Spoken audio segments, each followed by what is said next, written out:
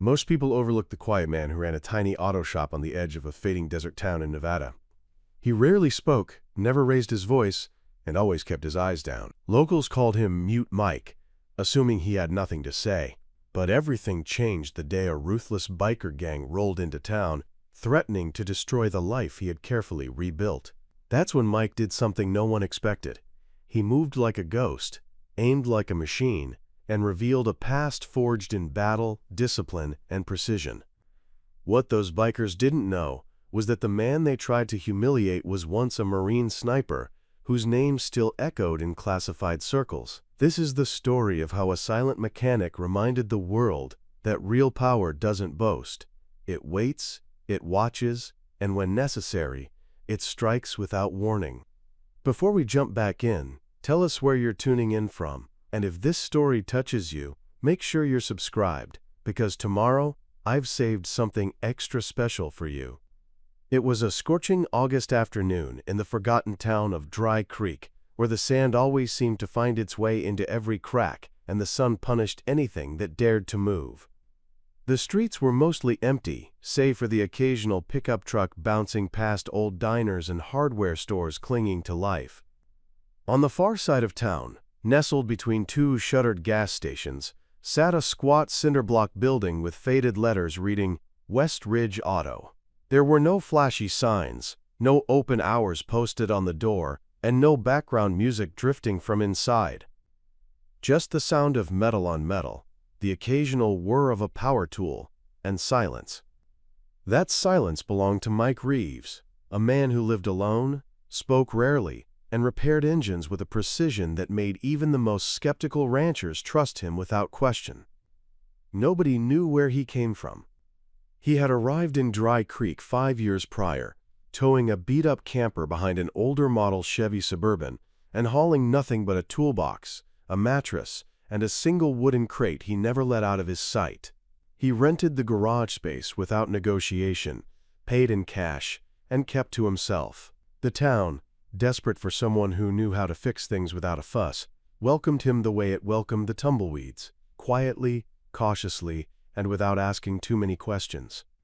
Mike's days followed the same rhythm: wake before sunrise, jog 2 miles out to the mesa and back, fix whatever came into the shop without complaint, and vanish into his camper by sundown. He wore the same faded gray shirt every day, sleeves rolled up to reveal sinewy arms marked by faint white scars that looked too clean, too symmetrical to be accidents. His hands were calloused, but moved like they remembered more than engine parts. He never had visitors, never took days off, and never responded when someone asked about his past. Even the sheriff, an old-timer named Jed Lawson, had once joked that Mike must be some sort of CIA agent gone rogue. The laughter had died quickly when Mike just stared, unblinking, as if waiting for the rest of the sentence. But Dry Creek wasn't a place where mysteries lasted long. People were too busy surviving to pry, so Mike became part of the background, respected, if not entirely understood. That was, until the noise came. It started as a distant rumble, like thunder rolling over the distant ridges, but clearer, more mechanical. The townsfolk knew what it was before the engines even crested the hill. Bikers. Not tourists or hobbyists, but the real kind. The kind that wore patches with jagged symbols, spoke in code, and traveled in packs because they believed fear came easier that way. The lead bike was matte black, with a red skull decal smeared across the tank. The man riding it was built like a fire hydrant, all bulk and leather and tattoos that told their own grim story. The rest followed, about 9 of them, loud and unapologetic. They didn't stop at the town diner like bikers usually did. They didn't gas up or ask directions. They rolled past the main street and headed straight for the auto shop. Inside West Ridge Auto, Mike was beneath a lifted Jeep Cherokee, changing a rusted differential. He heard the engines long before they parked, heard the crunch of gravel under heavy boots, heard the way the air shifted, tightened, when people filled it with bad intent. But he didn't move faster, didn't rush. He just finished tightening the last bolt, wiped his hands clean, and slid out from under the vehicle like it was any other day. Outside, the leader of the gang, he would later be known as Tank to those who survived, kicked over a row of oil drums and spat into the dirt. He didn't knock. He didn't need to. He just stepped inside, all bluster and noise, looking for a reaction. He found none. Mike stood calmly by the workbench, watching, but not in fear, more like someone watching a storm he'd predicted days ago. Tank sneered. Something about Mike's silence triggered him. Maybe it was the lack of fear. Maybe it was the sheer indifference. Either way, the gang made it clear they weren't here for repairs. They were looking for tribute, for control, for someone to bend. The mistake they made was assuming that the quietest man in the room was the weakest. In truth, Mike had spent most of his adult life eliminating threats bigger, faster, and meaner than this. But he didn't posture. He didn't explain. He just waited. And, from that moment forward, Dry Creek was about to remember what it meant when the past doesn't stay buried, and when silence isn't weakness, but calculation. Long before anyone in Dry Creek ever heard of Mike Reeves, before his hands became known for rebuilding carburetors and tightening bolts with quiet precision, he had worn a different name on a uniform stitched with sand and sweat. But none of that mattered in the quiet cadence of his current life. In the town's collective memory, Mike had simply appeared one day, as if the desert had opened its mouth and released him into the stillness. He was a man in his early 40s, tall and lean, with eyes that seemed to register everything but never invited a second look. His hair was close-cropped, sun-bleached at the edges, and there was something about the way he carried himself, a posture too balanced, too aware, too prepared, that didn't match the humility of his surroundings. Still, nobody questioned it. He was a mechanic, and a good one at that, reliable, discreet, never overpriced, and never late. His presence was like a metronome, steady and dependable. Each morning, while the sun still hid behind the eastern ridge, Mike would lace up his worn running shoes and jog a measured route that began at his camper's door and looped through the outskirts of Dry Creek. He passed shuttered shops, rusting trucks, old mailboxes leaning like drunks on bent poles. Some mornings, a few dogs barked as he ran by, but most of the time it was just him and the gravel crunching beneath his stride. He moved like someone who didn't just run for fitness but for regulation, for discipline, as though his breath and pace were set to an internal code long ago etched into his bones. When he returned, he didn't linger. A splash of water on his face, black coffee brewed strong and silent, and then he was in the garage before most of the town even stirred. Mike didn't talk much. In fact, he hardly spoke at all unless it was necessary. When customers tried to strike up conversation, he offered a polite nod, or a word or two, to acknowledge receipt of information. Most people chalked it up to shyness or past trauma, and because his work never faltered, they accepted it. There was a gentle consistency to him, like a machine built for one purpose, and satisfied by its own rhythm. But beneath the surface, behind the stoic eyes and near-silent demeanor, there lived a tightly coiled force. Not rage, not even violence, but something far more dangerous: readiness. He kept no photos on the walls of his camper, no memorabilia, no flags or trophies, but there were traces of his past if one knew how to look. The books on his makeshift shelf weren't car manuals or magazines, but military history, field survival, and tactical psychology. His tool arrangement was flawless, each wrench and socket placed with geometric care. His boots were always polished, even if caked with dust by midday. In a locked drawer under his bed, wrapped in thick cloth and buried beneath license paperwork, lay a precision bolt-action rifle, custom-built for long-distance engagement. It hadn't seen daylight in years, but it was cleaned every week with reverence and precision. Not because Mike planned to use it, but because he never wanted to forget what it meant to hold it. Preparing and narrating this story took us a lot of time, so if you are enjoying it, subscribe to our channel. It means a lot to us. Now back to the story. His arms bore no tattoos, but faint scars traveled along his forearms, surgical in nature, too deliberate for accidents. On his back was a thicker one, a jagged mark that traced the edge of his left scapula, just below the shoulder, a bullet wound, though he'd never confirm it. The only real clue to his former life was a habit he didn't even know he kept. Every time someone stood behind him too long, even in benign silence, his hand drifted subtly toward his belt line, where a knife had once always been. It was instinctual, not aggressive, a ghost reflex from years in hostile territory where silence was rarely safe. The townspeople respected him, though they didn't really know why. It was the way he made eye contact, just long enough to acknowledge you, but short enough to avoid probing. It was the way he always stood with his back near a wall, how his ears twitched ever so slightly when a loud sound broke the desert calm, how he could tell the make and model of a vehicle just by the sound of its engine half a mile away. There were stories, of course. Old man Ricketts once claimed he saw Mike disarm a drunk with nothing but a socket wrench when a fight almost broke out at the gas station last fall.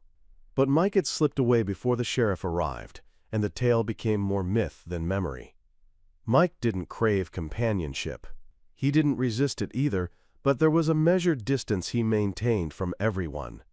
Children were curious about him, often waving from their parents' trucks when they passed his shop, and he always offered them a small smile, never forced. Dogs liked him. Strays often curled up near his garage door in the afternoons, drawn to the stillness he exuded. Maybe they sensed the same thing the bikers would fail to. This was not a man to provoke. He had walked through more danger than they had ever imagined, and had survived not by being loud, but by being precise.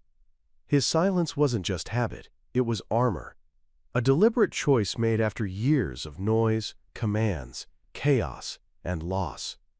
Mike had been a Marine once. Not the kind that posed in photographs or shared war stories at the local bar. He was the kind who had operated behind enemy lines, where names were irrelevant and the mission came above all. He had once waited 96 hours in a concealed position, without food or water, just to neutralize a target with a single bullet. He had watched entire compounds crumble from a distance, and he had walked away without a trace, but that life had ended, or at least he had tried to bury it. Until now. Because Dry Creek wasn't just a place to escape, it was a promise to himself that he would never have to become that man again. But promises are fragile in a world that doesn't care about redemption. And now that promise stood face to face with the sound of roaring engines and men who mistook silence for surrender. Dry Creek sat like a forgotten relic in the middle of Nevada's harsh desert expanse, a town too stubborn to die but too tired to thrive. It was a place built on the remains of past ambition, an old silver mining hub turned roadside memory. The main street, called Miller Avenue, ran straight through town like a spine with missing bones, lined with a few still operational shops and others long boarded up, their windows dusty and signage sun-bleached and half-peeled. On one end stood a creaking wooden diner with a faded Coca-Cola mural painted across its brick side. On the other end, just past the gas station that rarely had working pumps, sat West Ridge Auto, where Mike Reeves had made his quiet home. The desert itself was a character here, omnipresent and oppressive. Sand whipped through the streets in gusts, like whispers of something long buried, and the sun didn't rise. It attacked. Everything felt sunburned and aged, from the warped wooden doors of the barber shop to the leaning fences of ranch homes on the outskirts. The air carried the scent of dry earth and rust, and when it rained, a rare event, it didn't fall gently. It pelted down as if the sky had decided to wash away its guilt all at once. People in Dry Creek moved with a certain rhythm, one that suggested they'd learned not to expect too much. There was comfort in the monotony. The local mechanic was the mechanic, the sheriff was the sheriff, and nothing ever really changed. There was a post office that operated on its own clock, a hardware store run by a retired miner named Elroy, who knew every nail and bolt by heart, and a single-room schoolhouse where one woman, Mrs. Clara Jensen, taught all 10 of the town's children, ranging from age 6 to 13. The sheriff's office had a single holding cell that hadn't been used in years, and the nearest hospital was over an hour away down a winding road that cut through rocky hills and abandoned mine shafts. Cell service was spotty, and most people still relied on landlines and radios. At night, the stars came out in thick, dizzying patterns, the Milky Way stretching across the sky like a soft-spun blanket, reminding everyone just how far removed they were from anything that moved fast. BMA. Despite the town's desolation, there was a quiet dignity to it. The people here were resilient. Farmers, ranchers, and mechanics, many of whom had deep roots and long memories. Every face had a story etched into it, and every handshake carried the weight of survival. The locals respected hard work and distrusted anything flashy or fast-talking. It was not a place that welcomed outsiders easily, and when they did come, the air around town grew tense, like the wind waiting for a storm to touch down. West Ridge Auto sat on the edge of town like a sentry, the last manned post before the desert resumed its endless sprawl. The garage itself was plain, utilitarian, and built from concrete blocks painted an uninspiring beige, now cracked and chipped by years of relentless heat. Inside, the floors were always clean despite the dust outside, and the workbenches were lined with tools arranged like instruments in a surgeon's tray. An old clock ticked softly in the corner, and a fan oscillated above the entry, pushing around hot air that never really cooled. Behind the garage sat Mike's camper, parked under a rusted metal awning supported by beams he had reinforced himself. It was modest: small bed, a kitchenette, and enough storage for his few possessions. A single lawn chair rested outside, facing the wide desert horizon, where the sunsets painted the mesas in layers of deep orange and violet. It was from that chair Mike often watched the light disappear, sipping from a tin cup in silence, not because he had nothing to say, but because the desert didn't ask questions. It simply absorbed everything: sound, memory, and time. In many ways, Dry Creek mirrored Mike's own existence, weathered, quiet, overlooked, but not without strength. The people had grown used to the way the desert dictated life here. Summers were brutal, with heat waves curling the asphalt and leaving the town in a state of sluggish endurance. Winters, though milder, brought bitter winds that howled through the empty streets like long-lost voices trying to return home. Dust storms were the worst, walls of sand that rolled in from the west without warning, blinding and choking, turning everything into a blur of orange and brown. But the people knew how to survive. Generators were checked weekly, water tanks cleaned religiously, and vehicles always kept in running condition in case the power went out or the nearest supply truck didn't make it on time. Community events were rare but cherished. Once a month, the townspeople gathered at the old church for a potluck dinner. Kids played tag under the harsh glow of floodlights, while the adults shared gossip, stories, and survival tips over paper plates of beans and grilled meat. Mike sometimes attended, quietly sitting off to the side, never drawing attention, but always showing up with a part someone had needed or a small mechanical fix they hadn't asked for. The townsfolk didn't press him. In places like Dry Creek, everyone had ghosts. It was the kind of town where privacy was currency, and Mike paid in full. Still, his presence added a certain safety to the town that couldn't be explained, like having a silent watchdog no one remembered inviting, but all were glad stayed.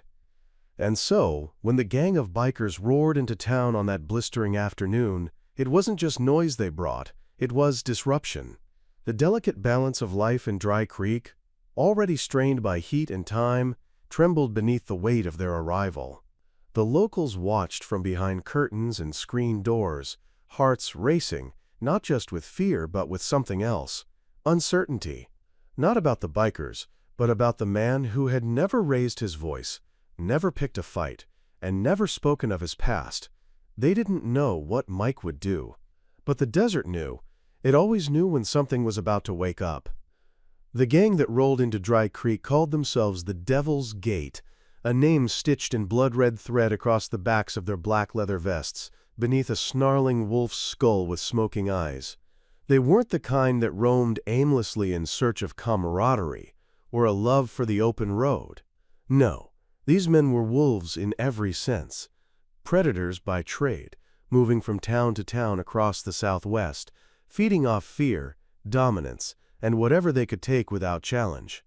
They wore road grime like armor and carried themselves with a kind of chaotic confidence, the kind built not on skill, but on knowing they had yet to meet anyone willing or able to stand in their way.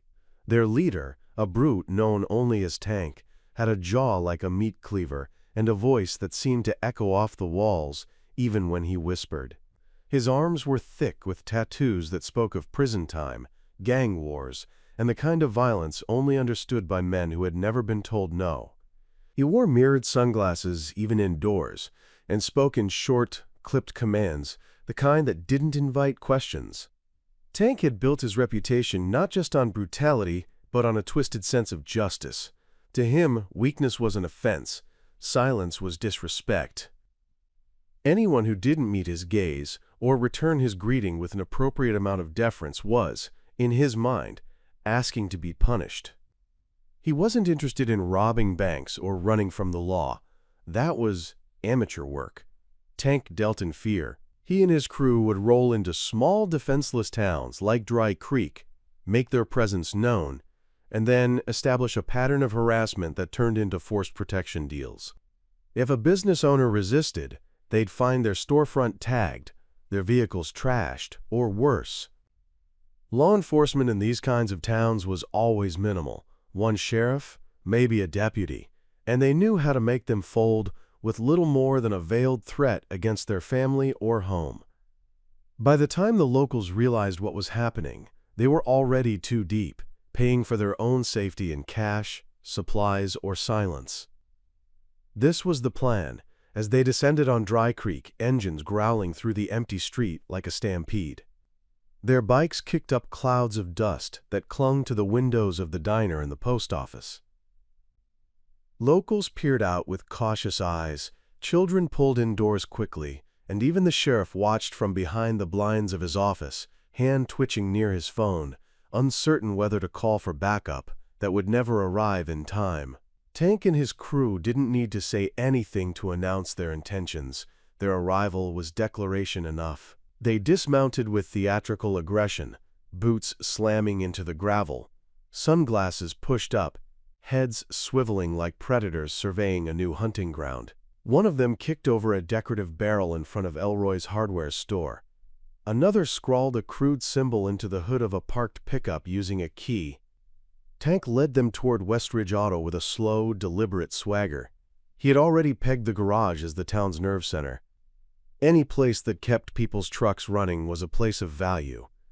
Controlling it would mean leverage, but more than that, Tank had heard whispers in the nearby biker-friendly town of Sable Rock about a mechanic out in Dry Creek who never spoke, never drank, and never backed down from anyone, not even the local roughnecks.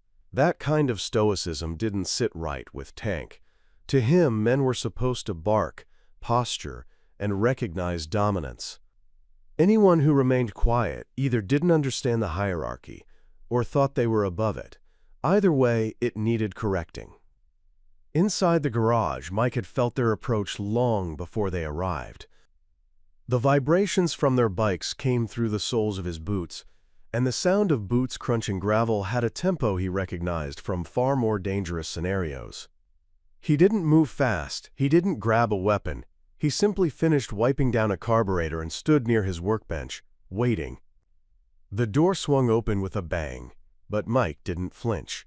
Tank entered first, his bulk filling the frame, followed by two of his lieutenants, Reaper, a gaunt man with sunken cheeks and a knife permanently strapped to his thigh, and Goose, a loud-mouthed runt with twitchy fingers and a gold tooth that caught the light every time he smiled.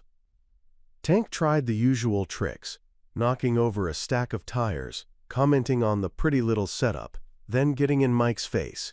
He waited for the reaction, a flinch, a nervous blink, anything. But Mike just stared back, not aggressive, not afraid, just unmoved. That infuriated Tank more than any insult. He leaned in, voice low but sharp, and told Mike exactly how things would work from now on. Percentage cuts of all repairs, protection payments, and a weekly fee to keep things peaceful. Mike didn't nod.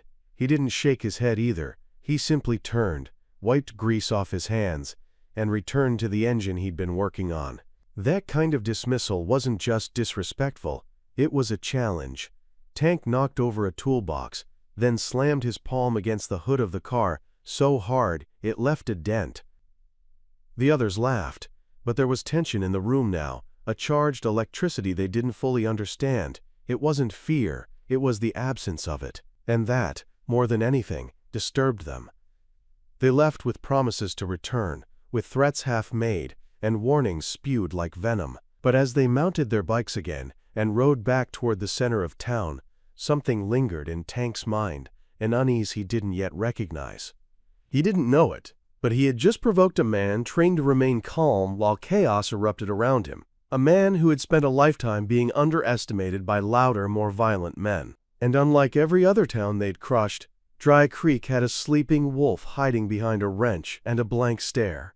And the Devil's Gate had just kicked his door open. The next morning, the sun rose over Silver Ridge in a blaze of orange and gold, casting long shadows across the dusty town. As it climbed higher, its warmth seeped into the corrugated walls of the auto shop, waking Dean from a night of light sleep on the old cot in the back office. The low rumble of passing trucks and the whistle of a desert breeze through the window slats reminded him that it was another ordinary morning in a town that had long since stopped expecting excitement. But Dean's mind wasn't focused on engines or oil changes today. He sat up slowly, muscles groaning as he swung his legs off the cot and rubbed the sleep from his eyes. The events from yesterday clung to him like the lingering smell of diesel. Wyatt's smirk, the veiled threats, the way that kid Isaac looked like he was about to jump out of his skin. It wasn't the first time trouble had walked through his door, but it had been a long while since it carried that kind of weight. He went through the motions of his morning routine. Black coffee brewed on the old hot plate, a splash of cold water on his face from the utility sink, a glance at the small calendar tacked to the corkboard. Then he headed out into the shop, the wide metal doors groaning open as he pulled them up and exposed the garage to the daylight.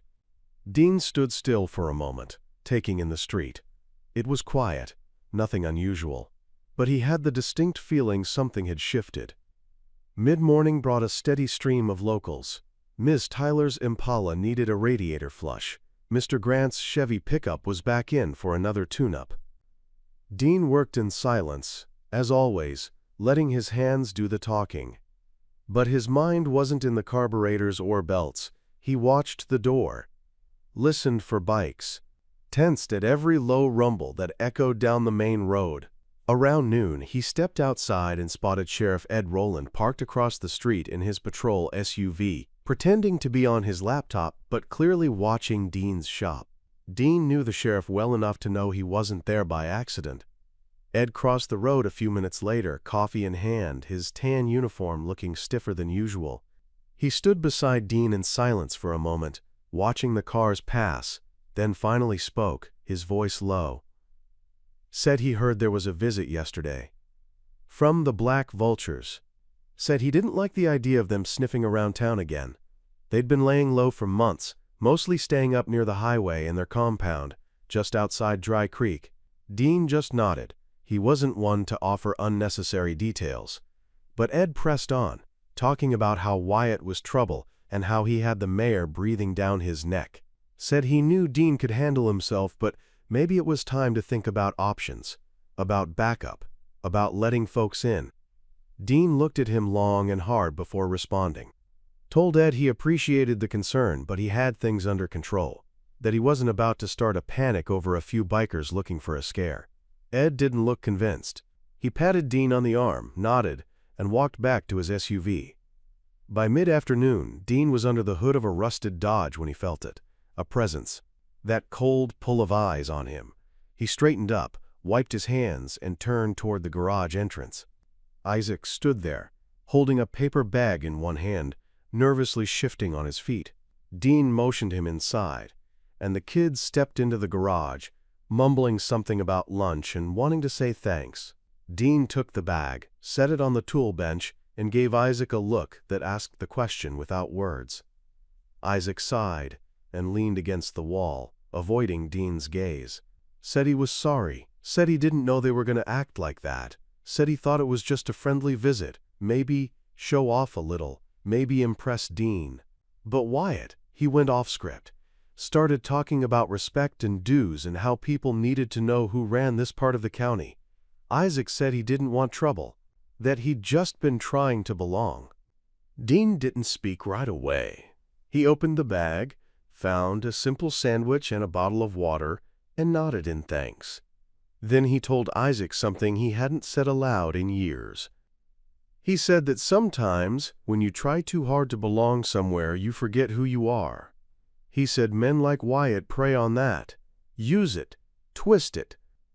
Isaac looked up then, eyes wide with a mix of fear and respect. He asked Dean who he really was. Dean just smiled faintly, walked back to the Dodge, and slid under the hood. Said he was a mechanic. Always had been, always would be. But Isaac wasn't fooled. He lingered a bit longer, then quietly left. As the sun dipped lower, shadows lengthening across the lot, Dean felt the shift again. Not just the breeze or the quiet, but something deeper. A sense of weight rolling toward him. He finished up the last job of the day, closed the garage doors, and stood alone in the fading light. From down the road, he heard it, the unmistakable low growl of motorcycles, distant, but approaching. Not fast, not aggressive, but deliberate. He watched the horizon as they came into view, 5 of them this time, not 7 like yesterday, but enough. Dean didn't flinch, he didn't run. He walked calmly back into the garage, pulled the chain to lower the roll-up doors, and moved toward the back room. There, behind an old shelf, he unlocked the narrow wooden cabinet that hadn't been touched in over a decade. Inside, wrapped in oilcloth and memory, lay his past. He unwrapped the scope first, then the custom-built M40A5 rifle, the same one he'd used on deployments that no one in Silver Ridge had ever heard about. He checked it with practiced precision, the muscle memory as sharp as it had ever been. Then he wrapped it again, locked it away, and walked back outside, just as the rumble grew louder. Dean didn't need the rifle. Not yet. But the past had stirred, and it wasn't going back to sleep. The sun over Gable Ridge began to dip lower, casting an amber sheen across the dust-smeared glass of Wyatt's garage as the air thickened with unease. After the confrontation with Griggs and the Hellhounds, the town's pulse had changed. People became quieter when they came by the shop. Some shot Wyatt cautious glances, uncertain whether to pity him, fear for him, or expect him to retaliate. But Wyatt remained the same, silent, methodical, immersed in the rhythm of engines and gears. He didn't make declarations, didn't plot revenge, didn't stir the pot.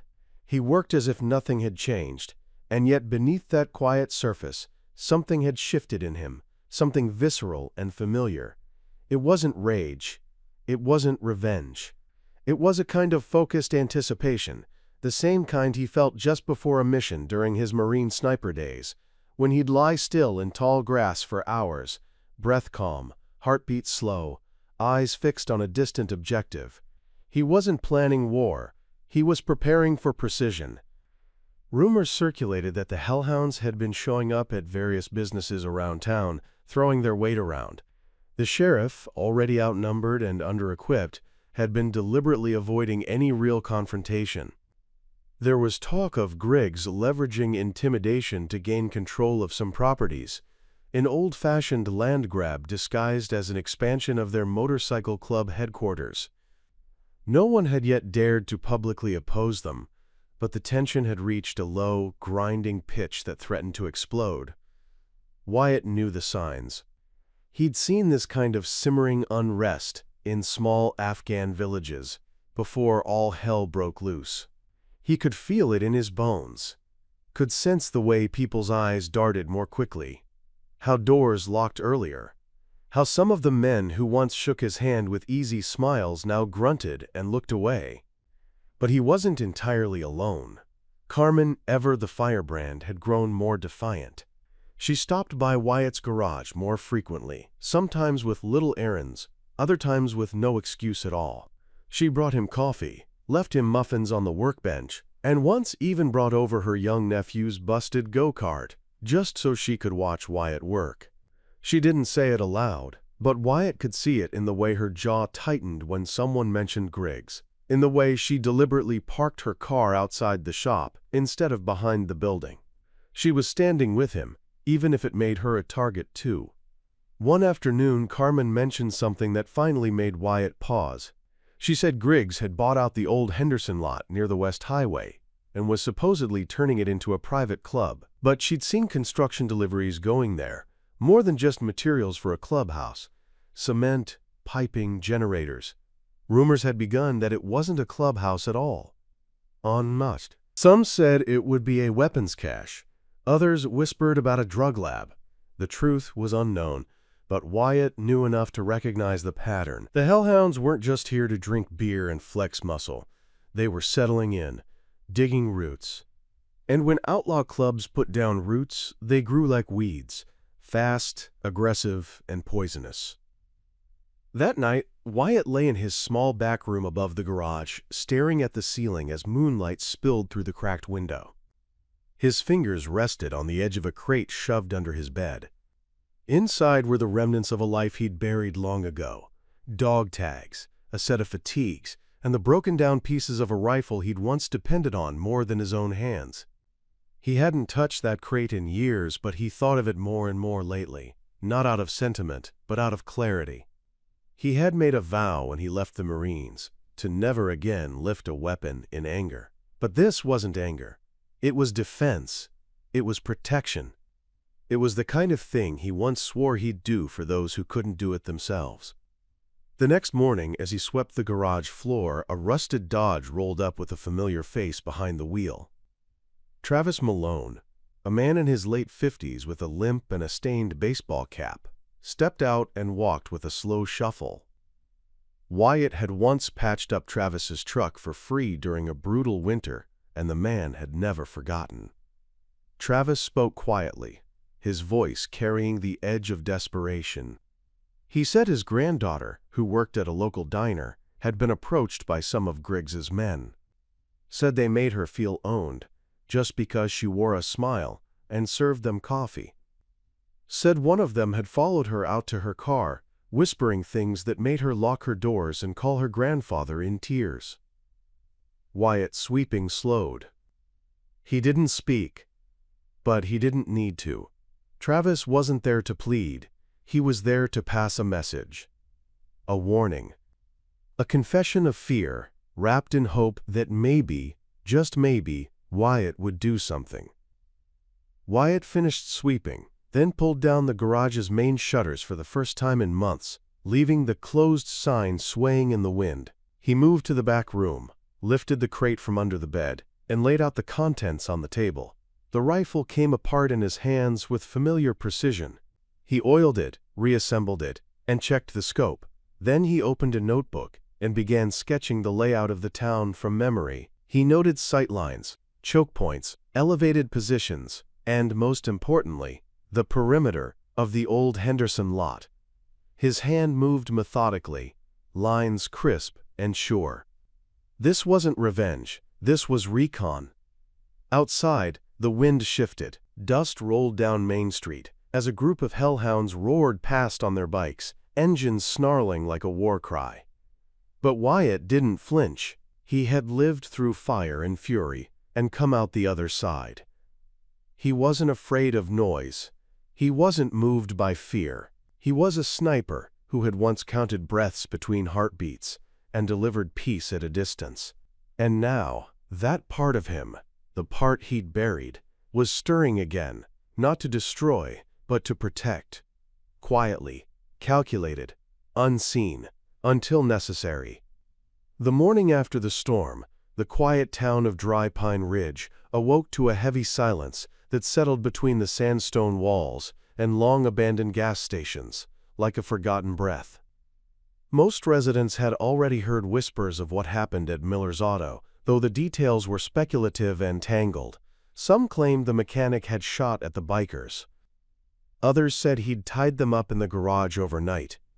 A few even imagined that some government agency had come to clean up the mess. None of it was true. But the truth, though simpler, was more powerful than the legends already forming in the town's imagination. And yet, James Porter didn't speak of it. He returned to the garage early, before the sun fully cut through the clouds, wearing the same clothes as the night before, his knuckles still faintly bruised, and his eyes carrying the same distant focus as they always had. He didn't open the garage doors immediately. Instead, he cleaned up the mess inside. The broken glass, the overturned tool chest, the streak of oil leading to the dented fender, each was swept, repaired, or wiped clean with slow precision. There was no music that morning, no murmured singing to an old tune, just the scraping sound of a broom and the soft clink of tools being set back in place. Out front, the black tire marks from where the biker van had peeled out still stained the gravel, like shadows refusing to fade. James didn't bother with those. Some things, he believed, were best left as reminders. When the doors finally opened, his first customer wasn't a local. It was a woman in a cherry-red pickup truck, her trailer sagging from a broken axle. She stepped out cautiously, as if unsure whether the garage was safe, then relaxed visibly when she saw James standing there. Without saying a word, he gestured for her to pull into the bay. She smiled, thanked him, and drove in. As he worked, she asked questions, as most did. Did he know what happened with the bikers? Was it true that he used to be military? Was he okay after the night's events? James answered only what was necessary. Yes, he knew. Yes, he used to serve. Yes, he was fine. He didn't elaborate. He didn't need to. Word had spread faster than even he anticipated. What surprised him was the nature of the reaction.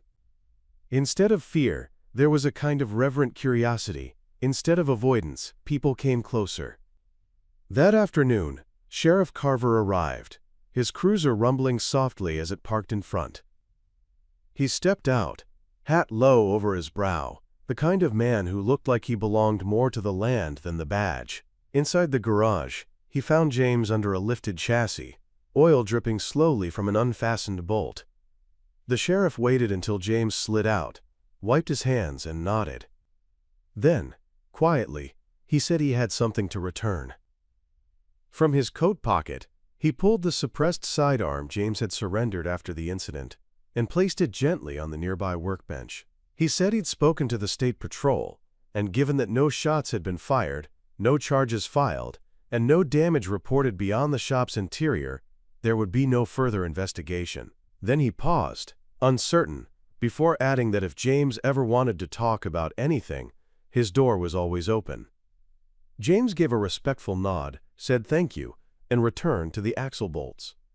It was the longest conversation they'd ever had. But it marked a shift. In the days that followed, the garage became something of a quiet pilgrimage site. Locals brought their trucks, even if they didn't need repairs.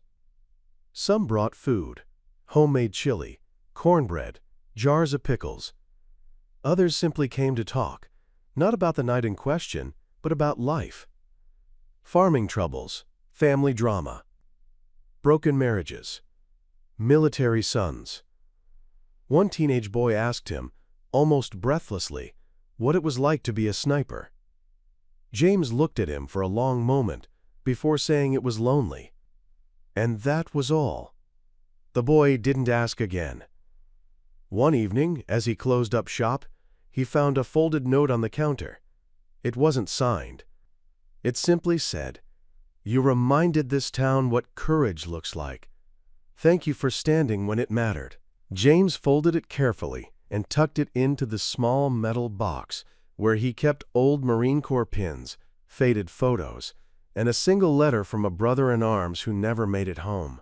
Life returned to rhythm, but not routine. The rhythm was slower, more intentional. He began to walk to town sometimes, instead of driving. He helped an older man patch his fence, and accepted when someone asked him to judge a small chili cook-off fundraiser.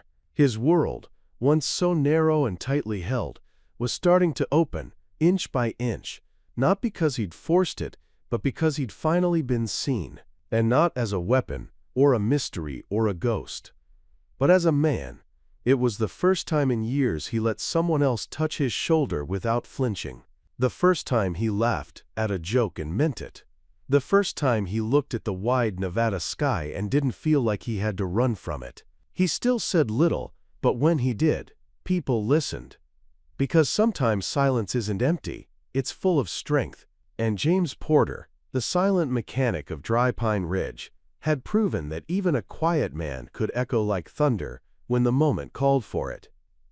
The ride back from the scrapyard was silent, except for the occasional chirping of desert insects and the low purr of the truck's engine. Jackson sat still, hands on the steering wheel, eyes fixed ahead like a man driving through memories more vivid than the desert that passed outside. Russell leaned against the door, glancing sideways at Jackson now and then, unsure if the older man was contemplating their next move or reliving the moment he snapped the rifle to his shoulder and downed that vulture mid-flight. It hadn't been about the bird. Russell knew that much.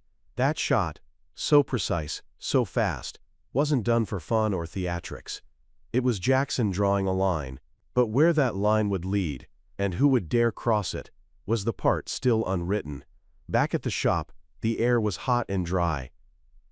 The Nevada sun had baked the concrete all afternoon, and the shadows of dusk were only now stretching across the lot like lazy cats.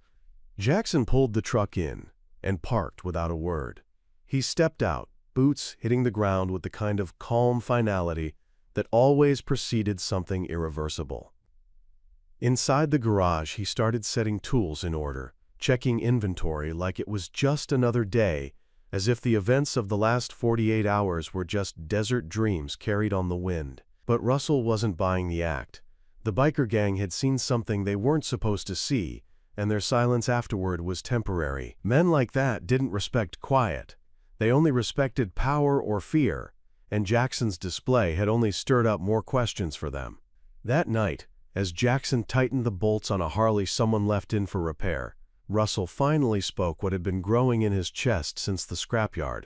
He told Jackson about a gas station attendant on the edge of town, someone he knew from school who said a couple of rough bikers had stopped in, asking about a mechanic who kept to himself. They described Jackson's truck and the shop's location. They were hunting now, not playing. Jackson nodded once, not surprised. He told Russell to head home early and lock the doors. When Russell asked what Jackson would do, the old Marine simply said, "I'll prepare." And that was all. As darkness settled over Dust Creek, Jackson pulled a battered green duffel from the back closet. Inside, wrapped in layers of canvas and oilcloth, lay the tools of his former life. Rifle scopes, rangefinders, maps dotted with coordinates, and an M40A5 rifle that looked as if it had waited years for this very hour. He moved with the grace of muscle memory, checking each piece, calibrating, assembling. In the flickering light of a single overhead bulb, Jackson looked like something from another time, a shadow of war summoned back to life by threats too stupid to realize what they had awakened. But Jackson wasn't just thinking about the gang, he was thinking about his oath. The one he took in the Corps, and the one he silently renewed every time he fixed a vehicle for a neighbor, or helped an old man carry groceries from the truck. He believed in defending those who couldn't defend themselves, not just from bullets, but from intimidation, cruelty, and fear. And if these bikers thought they could terrorize Dust Creek, Jackson would show them that silence didn't mean weakness. It meant restraint, until restraint was no longer an option. The next morning, Jackson was at the garage before dawn, setting things in motion. He moved some equipment to block the back entrances and set up cameras he hadn't used in years. He even fixed the motion lights he used to think were overkill. Russell showed up around 9, confused by the new setup, until Jackson told him the gang might return that day or the next. Then he handed Russell a phone and a list of numbers: sheriff, local vets, a few of Jackson's old contacts scattered around Nevada, who owed him favors from the old days. If things got loud, Russell was to call them without hesitation. Across town, the gang wasn't idle either. Axel and a few others were back from a desert bar where they had bragged about the shot the old man made. Word traveled fast in circles like theirs, and soon the challenge became irresistible.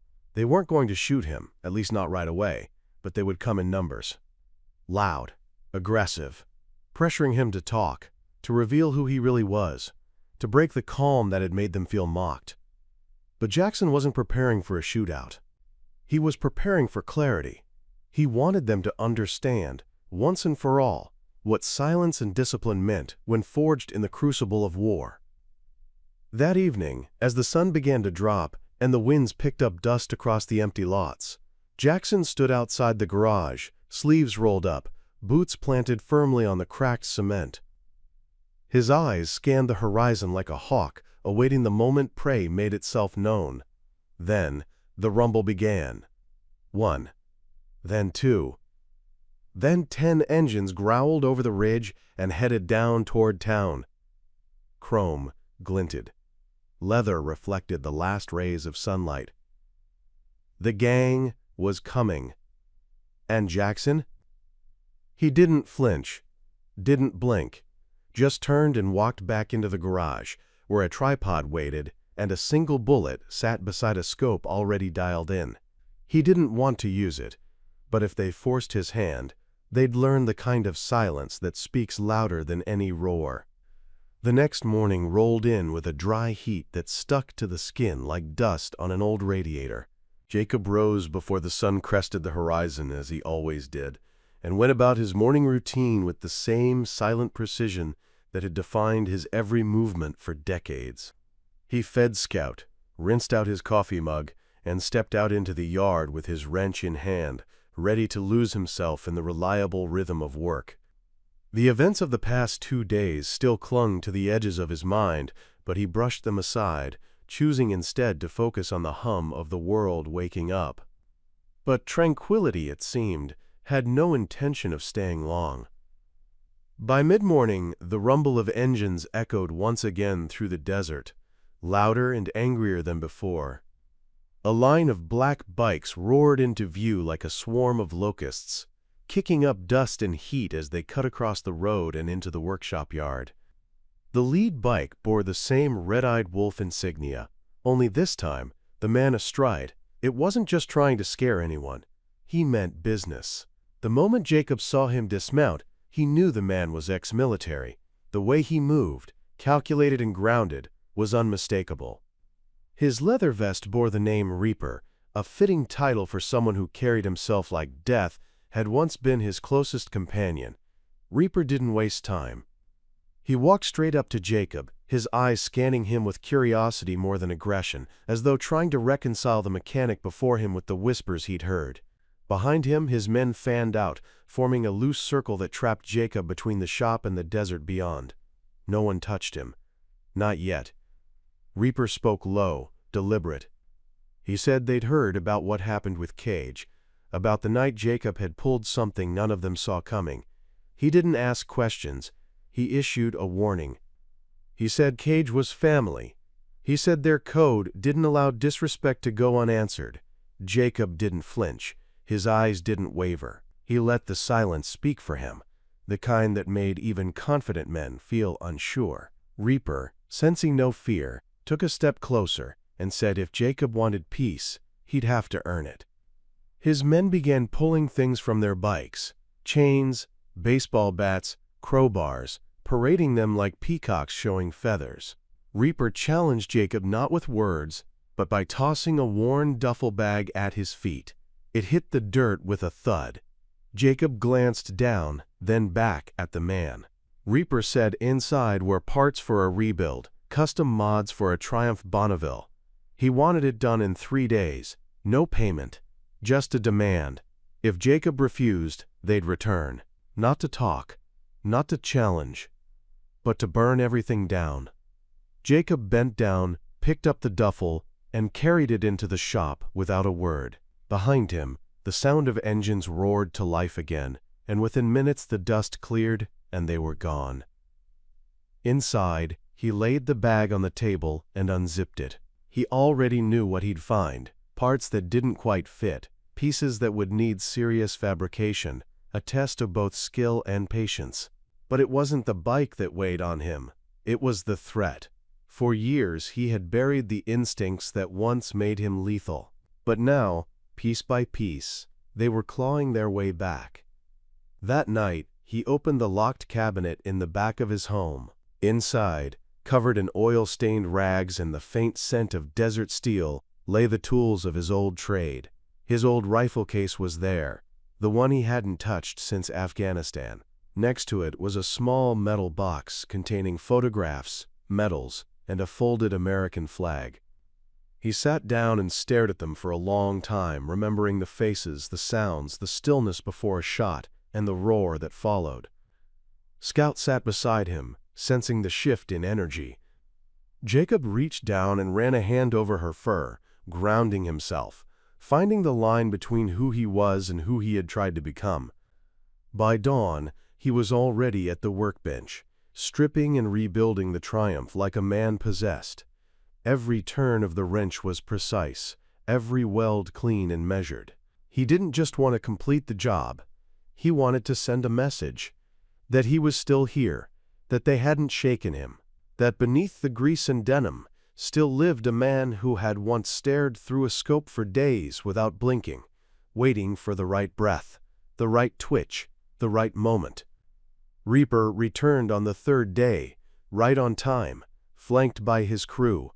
They found the bike sitting in the middle of the yard, gleaming like a bullet under the sun. Every part had been cleaned, polished, re-engineered. Jacob stood next to it, silent as ever.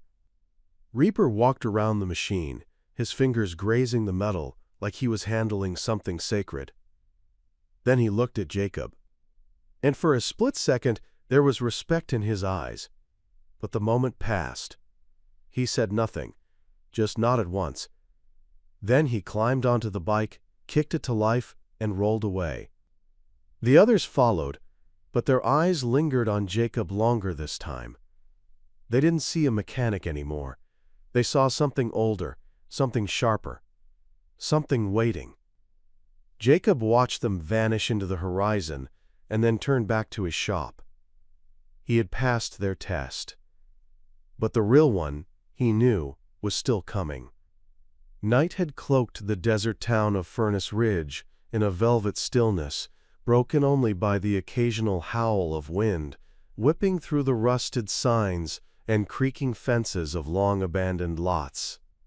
The garage was lit from within, a lone lantern casting elongated shadows over the concrete floor where Owen sat cross-legged, carefully cleaning his rifle piece by piece, methodical and focused like a surgeon preparing for an impossible operation. His fingers moved with the muscle memory of years, each click and twist reminding him of moments on rooftops in Kandahar, of dust swirling around his boots, of quiet commands in his earpiece before the world went silent with a single pull of the trigger. The precision was calming. It allowed his mind to slow down just enough to think.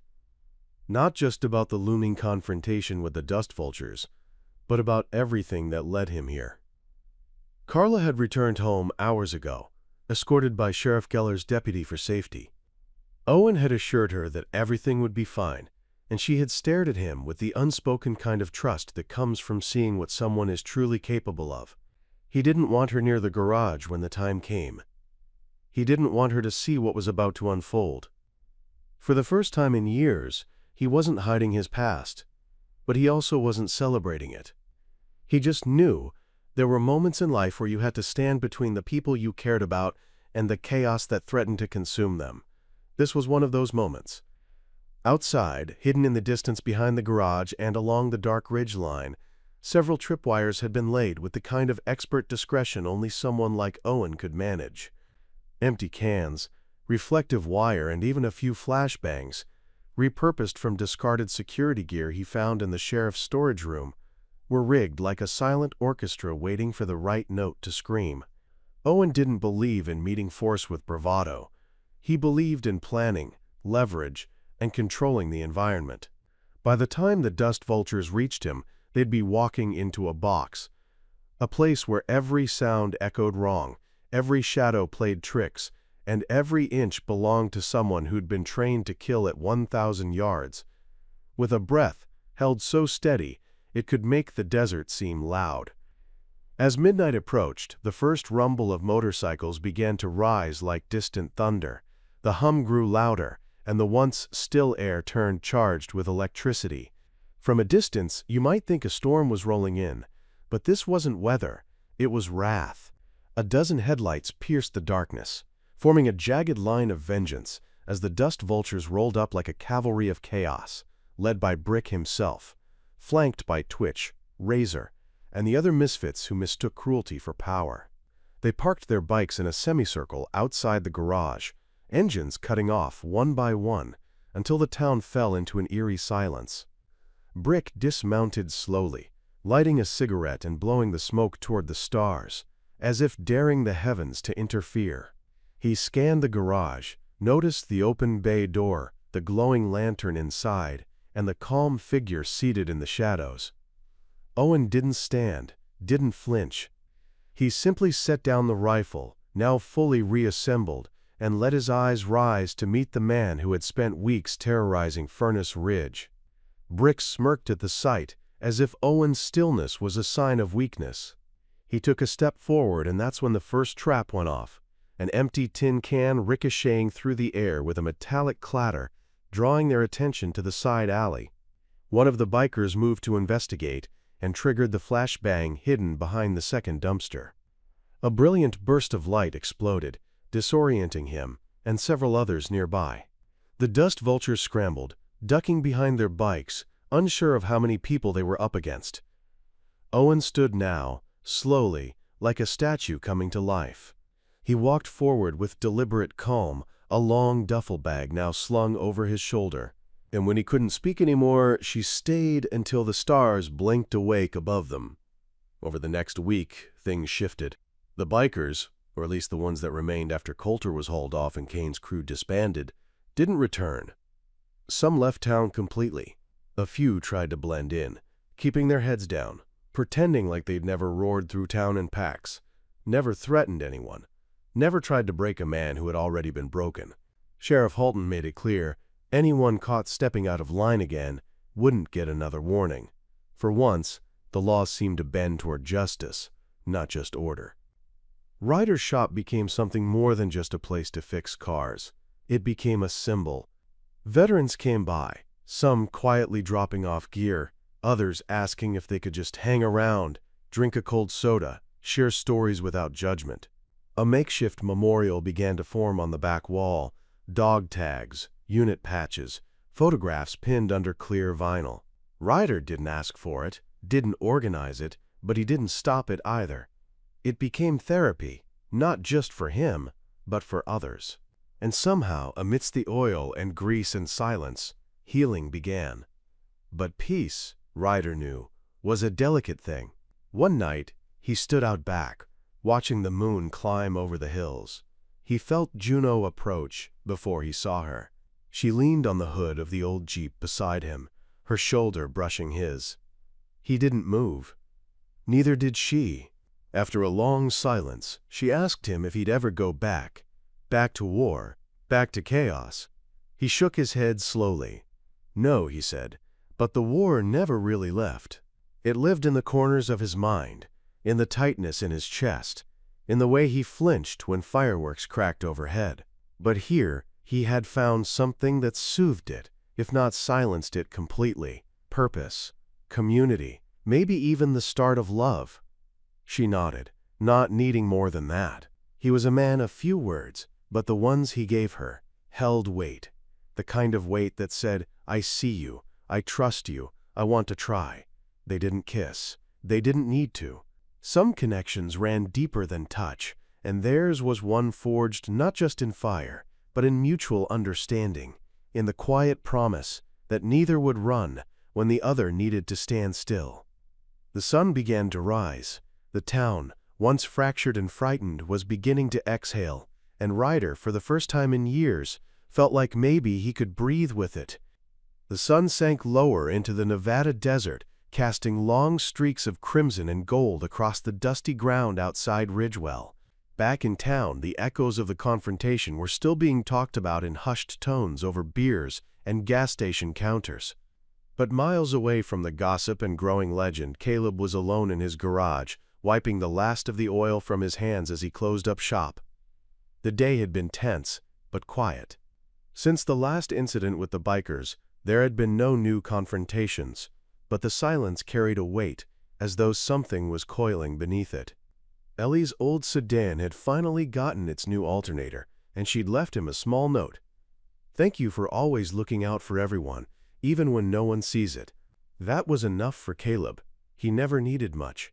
That night, he sat alone in the darkened garage, the sound of coyotes howling in the distance as he cleaned and reassembled an old rifle, not for use, but for memory.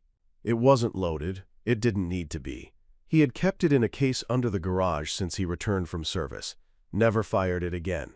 But handling it tonight brought back every lesson, every breath-counted trigger pull, every life he'd seen flash and disappear through a scope lens. A Marine doesn't forget. He only folds that life into something else. For Caleb, it had been grease, engines, and solitude. He wasn't afraid of those men, but he was afraid of what they might push him to become again. He had no way of knowing that the same night, a black van had pulled into the gas station parking lot 30 miles out from Ridgewell. Two men stepped out, one of them holding a tablet that displayed GPS tracking data. A tracking dot blinked quietly in the middle of the map, almost exactly over the center of Caleb's garage. They exchanged looks. One of them tapped the screen and muttered, "He's here. It's gotta be him." The van belonged to a private contractor, not law enforcement, not mercenaries either. Something in between. Hired hands with a record of recovering dangerous military assets, human or otherwise. When one of Caleb's old military IDs had been used at a local range 2 weeks ago, it flagged a system. Someone, somewhere, had taken notice. And now they were heading to Ridgewell, not for vengeance or rescue, but for recruitment. Or cleanup. Back in the garage, Caleb stared out at the sky as he sat on the porch. The stars in Nevada were always clearer than anywhere else he'd been. He thought about the people in town. Ellie, who still left brownies at his doorstep. Brian, who had stopped asking questions and just brought parts when they were needed. Sheriff Walters, who had said nothing more about the incident but had started driving past the shop more frequently. They were watching out for him in their own way. Maybe not openly, but it was enough to know someone cared. His thoughts were broken by a distant rumble, low, steady, not the stuttering throttle of a bike or the hum of a pickup, but the muffled growl of a larger engine heading down the same road that led to his garage. Caleb stood up slowly, instincts already sharpening. He walked around the back, checking the perimeter in a silent, fluid sweep. The van appeared minutes later, headlights off, creeping along the gravel path until it stopped just short of the garage's entrance. The doors opened. Two figures stepped out, dressed in dark jackets with insignias he hadn't seen since his third deployment. They weren't military anymore. But they had been once. Caleb's heart tightened. He didn't reach for a weapon.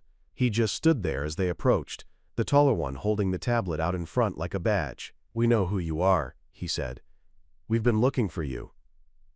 Caleb didn't answer. The man continued. "There's a contract open. They're recruiting elite marksmen with proven field discretion and low-profile identities. You've been off the radar for years.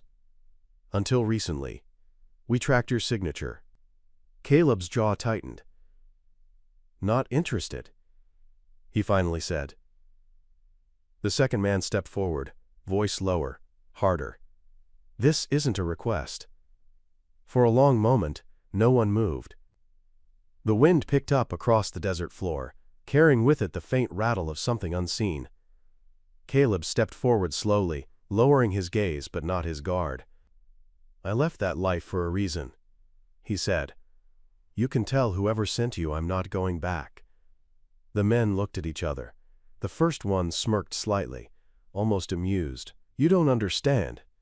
You're not being offered a choice. You've been activated." Caleb's hands curled into fists. Behind him, the garage lights flickered as a generator hummed back to life. He had done everything to avoid this, kept his head down, helped others, rebuilt engines, not lives. And still, the past came looking. But he had one last card to play.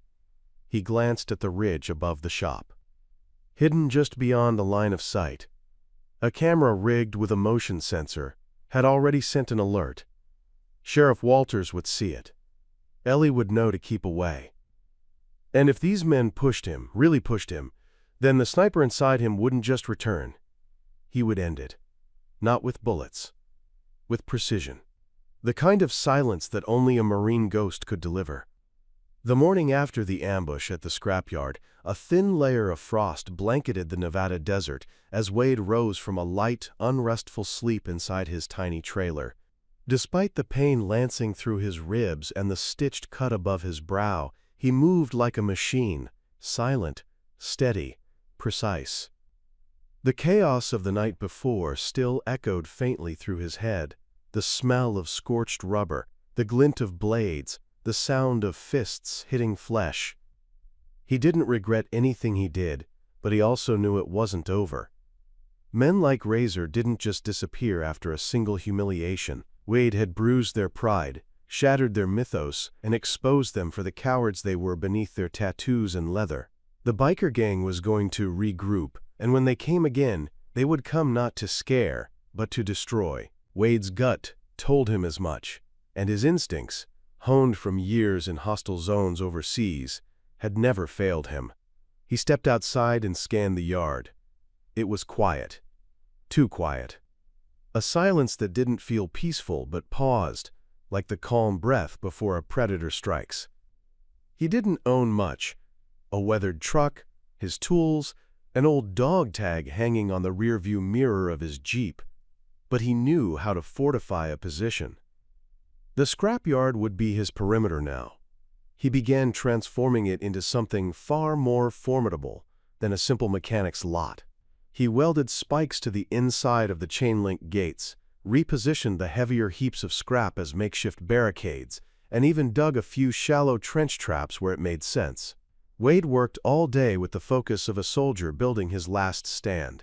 He didn't plan on dying here, but if Razor and his gang wanted a war, they would learn quickly that he was no longer just a target. They had made him a mission. As twilight crept in, casting long shadows over the rusted metal and forgotten car shells, Wade climbed up onto the rooftop of his trailer with an old spotting scope he hadn't used in years. He swept the horizon slowly. Dust trails, subtle glimmers of movement. Nothing yet, but he knew it was coming. And if Razor was smart, he'd come under the cover of darkness, with more men, more firepower, and less hesitation. Back inside, Wade opened the footlocker beneath his bed. Inside lay a few keepsakes from his former life.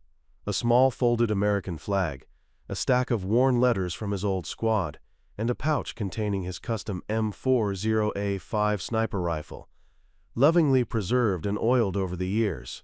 He assembled it like breathing, quick, smooth, ritualistic. He didn't need it to feel powerful.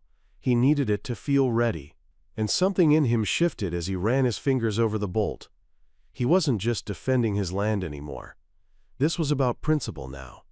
About showing the town, showing Razor's boys, and maybe even himself, that quiet strength didn't mean weakness. That honor wasn't dead.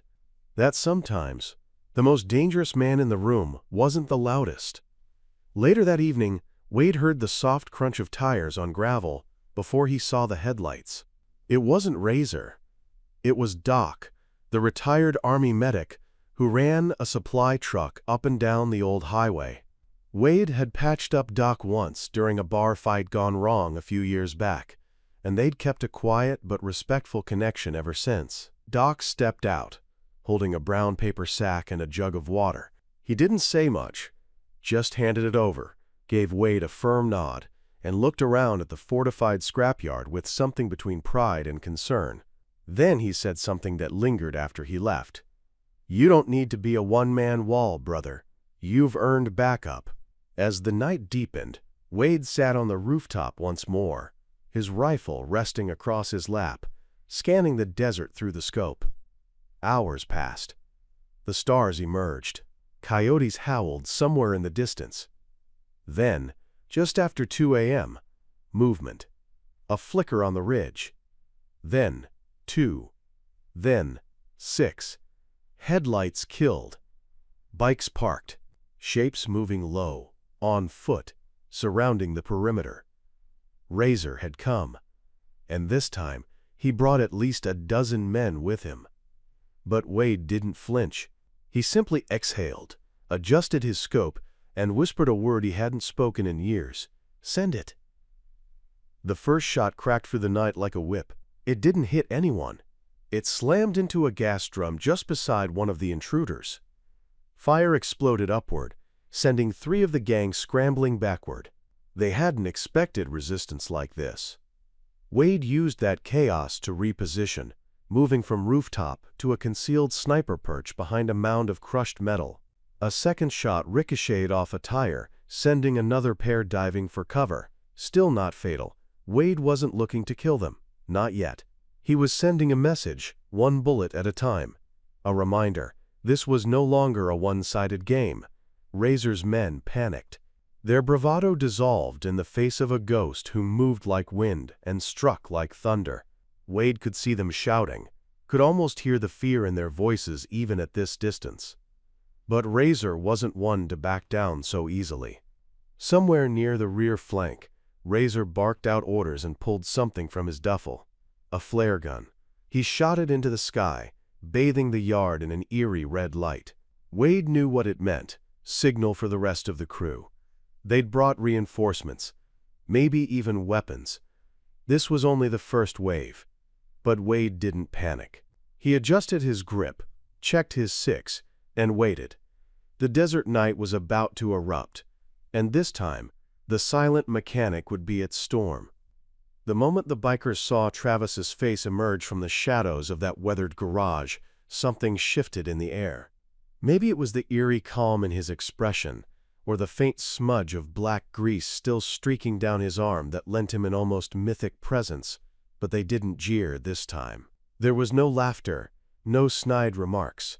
As Travis stepped forward, with Clay walking beside him, bandaged but standing proud, the men who had once mocked and threatened him now parted like waves before a ship's prow. Behind them, the townsfolk had gathered in full, standing silent, arms crossed, their expressions a mixture of awe, guilt, and gratitude.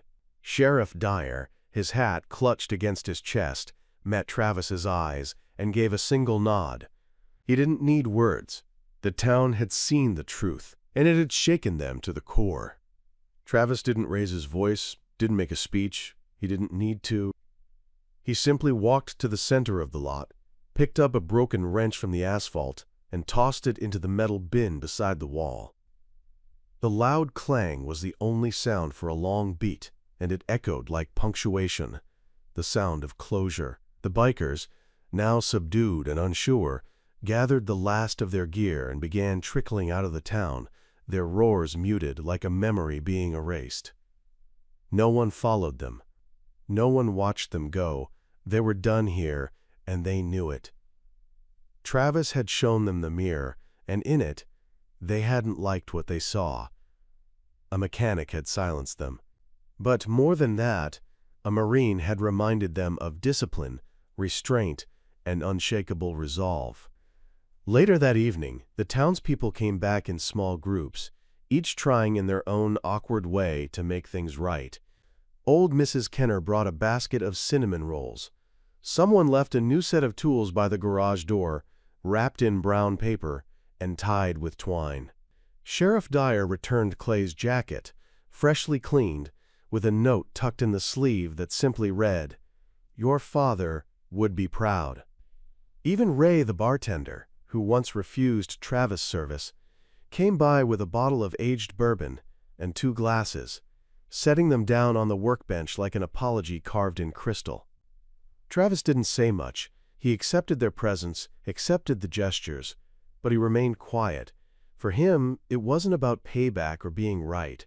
It had always been about protecting what mattered, about standing his ground without becoming the thing he stood against. What surprised everyone most was Clay. The boy who once trembled in the shadow of those bikers now stood straighter, spoke clearer, moved like someone who had seen something real and couldn't unsee it. He began helping more around the garage, asking questions about engines, welding techniques, and torque ratios. Travis taught him the way he had been taught, with silence, patience, and the occasional raised eyebrow. And yet, something unspoken had shifted between them. Clay wasn't just a helper anymore. He was being forged, shaped like steel under pressure. In town, people started noticing. A teacher mentioned how Clay had started turning in assignments early. Miss Hartley from the diner said he'd offered to carry groceries for her without being asked. Sheriff Dyer even invited him to join the local youth cadet program, saying, quote, "You've got something rare in you, kid. Don't waste it." That spring, when the town held its annual Veterans Picnic, Travis was the last one expected to attend and the one whose arrival silenced the crowd. He didn't wear his medals or bring attention to himself, but as he walked through the park, every eye turned to him, not with suspicion, but with respect. A local band started playing the Marines' hymn without being prompted. Travis nodded, quietly walked over to the grill station, and began flipping burgers like it was just another Saturday. And maybe it was. But that day, something else was grilling too: regret, redemption, and the long-overdue realization that real heroes often walk among us in grease-stained boots and say nothing at all. Later, Travis found himself sitting on the porch of the garage, watching the horizon turn gold with the falling sun. Clay sat beside him, chewing on a toothpick, a new habit he picked up that made him look oddly mature. There were no words exchanged between them. Just the occasional creak of wood, the rustle of wind, and the hum of a world that had finally remembered how to breathe. Behind them, the garage light flickered on. Work would begin again tomorrow. Cars would break down, bolts would loosen, engines would wheeze and stall. But in this town, things had changed. They had seen what silence could do, what courage without noise looked like. And they had chosen to remember it. Not in parades or headlines, but in the little things: the fixed gate at the school, the respect in a nod, the space they gave a quiet man to just be. Because when you've seen a warrior in workman's clothes, when you've watched a storm get diffused without bloodshed, when you've felt your bones shake from a sniper's warning shot you never saw coming, then you never look at that person the same way again. And you don't look at yourself the same way either. You walk taller. You speak more carefully. You listen, not just to what's said, but to what's lived. And that's what Travis gave them. Not fear, not domination, just an invitation to remember their better selves. And it stuck. The next morning, a fresh sign was hung over the garage. It read, "McAllister and Son." No one asked who put it there. They all knew. And for once, Travis let it stay. The moment the last biker faded into the dust trail leading out of Larkspur, the air seemed to hold its breath, unsure whether the calm that settled over the town was real or simply the eye of a storm. Wes stood at the edge of the lot, his boots rooted in the cracked asphalt like the town's last line of defense. Behind him, the shop door creaked open, and one by one familiar faces emerged: Eloise, Gordon, Maria from the bakery, even old Sheriff Dent, who leaned heavily on his cane. No one spoke at first. There was something sacred about that silence, as if speaking too soon would shatter the fragile relief that had begun to seep in. But then a slow clap came from Eloise, tentative and trembling, and it grew louder as the others joined, not in triumph, but in deep, aching gratitude. Wes didn't bask in the attention. He nodded once, offered a tired half-smile, and walked back into the shop like a man who had only just clocked out from a long shift. Inside, the echo of that slow clap lingered like the final note of a hymn, reverberating off the greasy tool cabinets and faded posters pinned to the walls. He went straight to the small cot behind the garage and sat heavily. The weight of the past few days finally settled into his bones. He didn't regret it. Not the fight, not revealing who he was, not even the violence, because for once, it had meant something. It had protected someone. And that, to Wes, was worth any scar, any new line on his face. In the following days, Larkspur buzzed like a town reborn. Word of what happened spread quickly. Too quickly for Wes's liking. The news made it out of Nevada and even hit a few viral threads online. Silent mechanic turns out to be former Marine sniper, defends town from biker gang. The headlines were dramatic, the kind he hated. Reporters tried to come in with cameras, but the townsfolk rallied together, turning them away at the border with quiet, polite firmness. This was their story, and they weren't about to let the world twist it into some sensational clip reel. Sheriff Dent gave Wes an informal debrief over coffee one morning on the shop's porch, more out of protocol than necessity. It was clear the sheriff didn't plan to file a single report or push for any follow-up. The justice had been swift and righteous. Larkspur, once skeptical of the silent outsider, now protected him as fiercely as he had protected them. And yet, Wes remained unchanged in the ways that mattered. He still opened the garage at 7 a.m. sharp, still worked with the same quiet diligence, and still drank his coffee black from the same chipped mug. But now when people passed by, they nodded not out of suspicion or curiosity but out of respect. They brought him pies, offers of free dinners, and thank-you notes tucked under windshield wipers. He accepted them all with grace but kept his distance. Old habits died hard. One morning, Eloise came by with a warm thermos and a fresh roll of cinnamon bread. She sat with him in the garage office, her hands resting gently on her lap. She didn't ask about the past. She just talked about the town, about how folks had started fixing up the park, about how Maria was planning a small-town fair, and how Gordon had finally patched up the fence on the schoolyard. Wes listened, quietly soaking in her words like rays of sunlight through dusty blinds. It reminded him of what he had fought for: peace, community, the small, fragile beauty of normal life. Then came the letter. It arrived in a plain envelope with a military postmark. Inside, it was handwritten, elegant cursive on standard issue paper. It was from Sergeant Major Harris, one of the few who knew Wes's full story. The letter didn't say much, just a few lines. Heard what you did in Larkspur. You may have left the Corps, but the Corps never left you. You're a damn good man, Cutter. Stay sharp. H.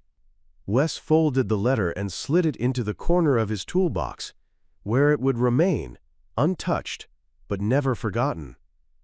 Life rolled on. The desert sun beat down just the same. Engines still broke, tires still needed patching, and oil still leaked. But in Larkspur, something had shifted, like a community rediscovering its spine. There was laughter in the streets again, kids playing stickball near the post office, and old couples holding hands as they walked to church. The bikers never returned. Rumors said they scattered across state lines, broken and humiliated. Wes never bothered to track them. He wasn't concerned with revenge or loose ends. His war was done. Still, on some nights, when the sky burned purple and orange over the Nevada horizon, he would sit on the rooftop of his garage and let the wind carry his thoughts. He remembered the faces, his old unit, the families he couldn't save, the young recruits who looked up to him, the enemy snipers he never met. He remembered everything. But instead of pain, he felt a strange, serene clarity. He wasn't running anymore. He wasn't hiding. He had become something solid again, not a ghost in desert shadows, but a man with calloused hands and a purpose. And so the silent mechanic of Larkspur kept working, kept watching, kept quietly loving the town that finally gave him a reason to be loud, if only through action. And though he never raised his voice, never sought glory, the people would always remember the day Wes Cutter stood tall against the storm, a Marine sniper in mechanic's clothes, and reminded everyone that courage doesn't need to shout. It only needs to show up when it matters most. Up next, you've got 2 more standout stories right on your screen. If this one hit the mark, you won't want to pass these up. Just click and check them out. And don't forget to subscribe and turn on the notification bell so you don't miss any upload from us.